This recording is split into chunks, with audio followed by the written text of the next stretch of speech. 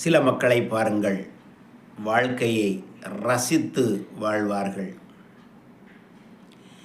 கஷ்ட காலத்தில் அவர்களை நீங்கள் கேட்டீர்கள் என்றால், என்ன கஷ்டமாக இருக்குதா, ஆள் ஒரு மாதிரி இருக்கின்றீர்களே என்று கேட்டால், ஒன்றும் இல்லைப்பா, எல்லாம் ஒன்று தான். ஓகே.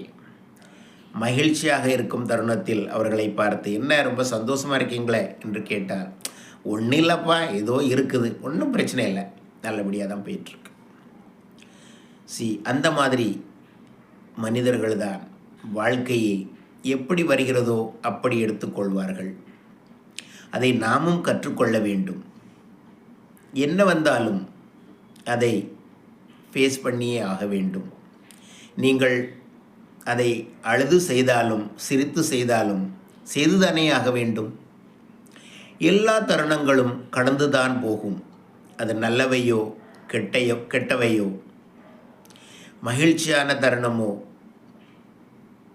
கஷ்டமான தருணமோ எல்லாம் வரும் போகும்.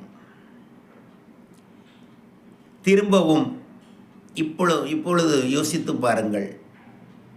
கஷ்டகாலம் வந்தால் அது அப்படியே தொடர்ந்து கொண்டேவா இருக்கும்? இல்லை. அதேபோல் மகிழ்ச்சியாக இருக்கும் காலம் வந்தாலும் அதுவும் ஒரு அளவிற்குத்தான் நீடிக்கும். அதன் பிறகு கஷ்டங்கள் வரத்தான் செய்யும்.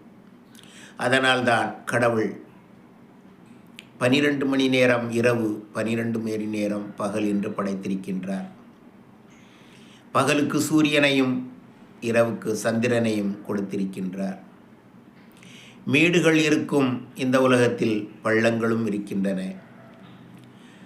இமயமலை மாதிரி பெரிய மலைகள் இருக்கும் இடத்தில் பெரிய பள்ளத்தாக்குகளும் இருக்கின்றன. நல்ல செழிப்பான பகுதிகள் இருக்கும் பொழுது பாலைவனத்தையும் கடவுள் உருவாக்கி இருக்கின்றார். ஆக எல்லாமே வாழ்வதற்கே, அதாவது வாழ்க்கை வாழ்வதற்கே. இதை நாம் புரிந்து கொள்வோம். மகிழ்ச்சியாக வாழலாம். மகிழ்ச்சியாக என்று நான் கூறுவது என்னவென்றால், வாழ்க்கையை நீங்கள் கஷ்டத்தையும் மகிழ்ச்சியையும் ஒன்றுபோல் பார்க்கக்கூடிய ஒரு மன நிறைவுக்கு நீங்கள் வாருங்கள். உங்கள் கவலைகள் எல்லாம் மறந்து போகும்.